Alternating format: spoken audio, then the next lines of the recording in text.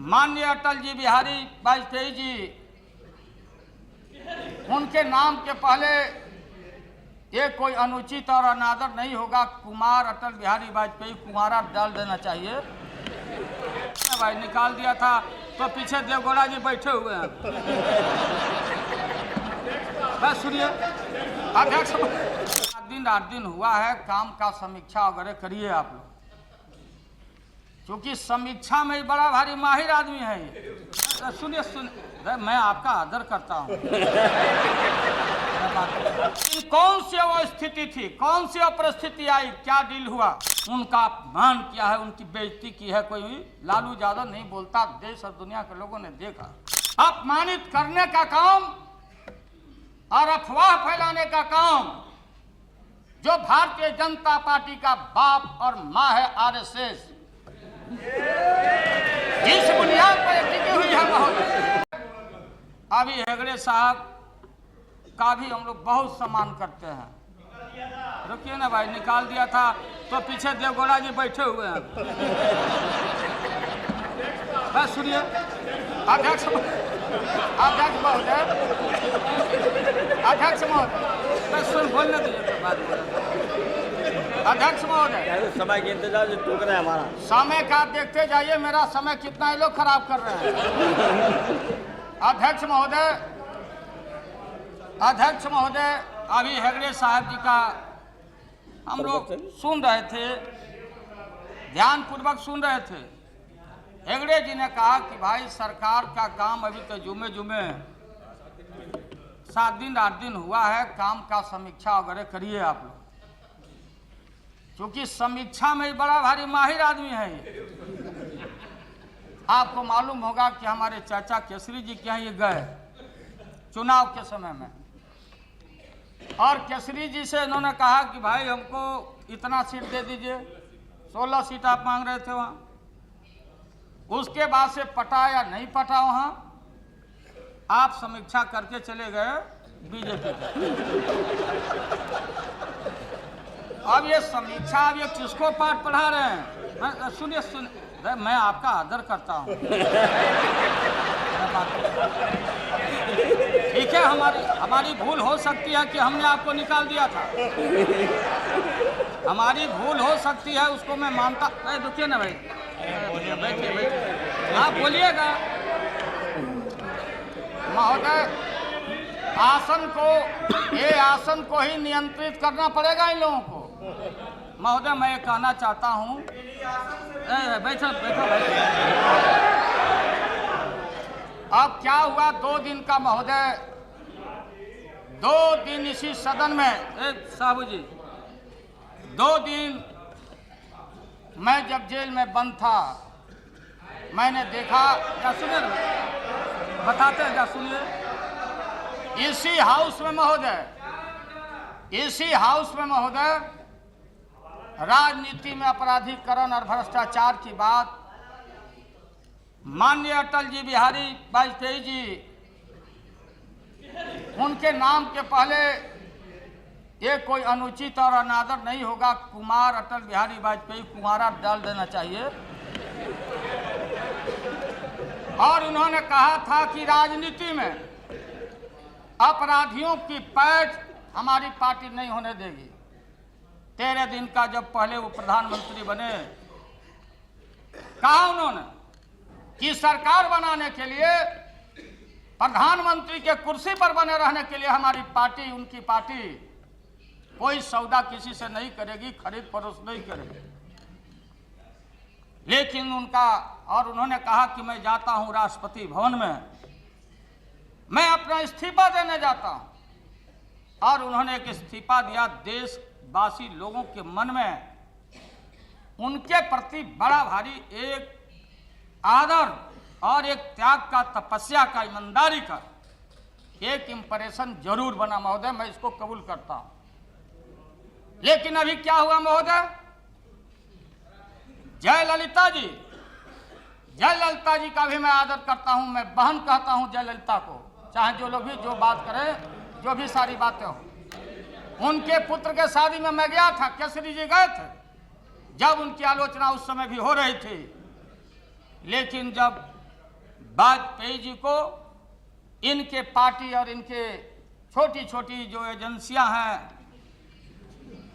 232 का लिस्ट राष्ट्रपति जी को दिया, 240 पहले दिन, और देश और दुनिया और मीडिया के सामने इन्होंने कहा पूरा चेहरा धूमिल है, उदासी है, परेशानी है, चेहरे पर कोई रौनक नहीं। पीछे वो जो वहाँ पहले ब्रीफ करते थे वो हार गए हैं, क्या नाम उनका, महाजन जी। महाजन जी तो और मीडिया के सामने नहीं आ रहे थे, पीछे खसक रहे थे। और वाजपेयी जी ने कहा कि अब तय करेंगे प्रधानमंत्री, राष्ट्रपति जी जाने, राष्ट्रपति जी जाने महोदय। लेकिन कौन सी वो स्थिति थी, कौन सी वो परिस्थिति आई, क्या डील हुआ ममता जी के साथ? इन्होंने कहा कि हमें, हमारी पार्टी को नहीं चाहिए, तृणमूल कांग्रेस के लोग मंत्रिमंडल में नहीं हैं, इनको चाहिए, इनके पार्टी को कि विकास होना चाहिए कलकत्ता का, बंगाल का। जयललिता जी ने कहा कि हमने कोई मंत्री पद नहीं मांगा है।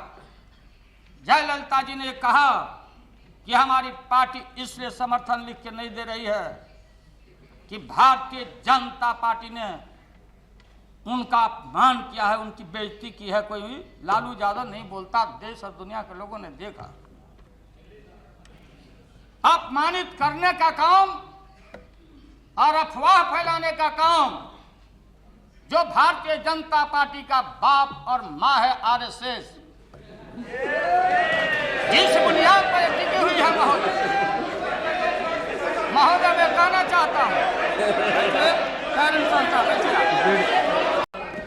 महोदय, देखिए इसमें कोई गाली, अध्यक्ष बचिएगा, अध्यक्ष महोदय, अध्यक्ष महोदय, सफाई बंदो अपना आगे बढ़ो। महोदय मैं ये कहता कि मैंने, ममता जी ने मेरी बात को, मेरी भावना को नहीं समझा, ममता जी ने मेरी भावना को नहीं समझा। इन्होंने कहा कि विकास होना चाहिए हमारा कलकत्ता का, बंगाल का। अरे कलकत्ता नामी है, बंगाल छोड़िए, कल का ऊपर कत्ता। महोदय हमारे सीपीएम के साथी यहाँ बैठे हुए हैं, मैं कोई इनका आलोचना नहीं करना चाहता, मैं कोई आलोचना की बात उसमें जाना भी नहीं चाहता। ज्योति बाबू का बड़ा भारी सम्मान है और ज्योति बाबू, ममता जी उनके बेटी के समान है, ज्योति बाबू के सब देश के लोग आदर करते हैं। कल इन्होंने कहा ज्योति बाबू को प्रधानमंत्री बनाना चाहता था, ये लोग बोला ममता जी ने। मैं धन्यवाद देना चाहता हूं ज्योति बसु जी को। हम सभी लोग अगर ज्योति बाबू कबूल कर लिए होते, उनकी पार्टी कबूल कर ली होती, तो हमारे पीछे बैठे हुए आदरणीय देवगौड़ा जी प्रधानमंत्री नहीं बनते। उन्होंने इनकार कर दिया। लेकिन सीपीएम का भी जो हमारे साथी हैं अपने मूल रास्ते से भटक गए कलकत्ता में। क्या किया उन्होंने? गाय को हटाओ, भैंस को हटाओ, यहाँ से रिक्शा को हटाओ, ठेला को हटाओ। कलकत्ता की खूबसूरती है पश्चिम बंगाल की महोदय। महोदय कलकत्ता की खूबसूरती है कि आम आदमी, गरीब आदमी, जिन वर्गों तबकों से आप और हम आते हैं, रोजगार नहीं मिला, रोटी नहीं क्या मिलता, चलो कलकत्ता, हावड़ा का पुल देखो और 1 रुपया 2 रुपया में गरीब आदमी को खाना मिल जाता, कोई खैनी बेचता, पान बेचता, ठेला चलाता। और पूरा हमारा आदमी, क्या चाहते हैं आप कलकत्ता को? क्या स्वरूप है ममता बहन और सीपीएम के साथियों का? क्या सिंगापुर बनाना चाहते हैं? और ये गलत, हमारा आदमी आपको वोट दे दिया नहीं, आपको चुनाव में कैंडिडेट साहब लोगों के खिलाफ में भाई साहब आपको ढूंढ लीजिए सब वोट। अच्छा दे दिया तो इधर आ जाने से सब ठीक हो जाएगा। नहीं है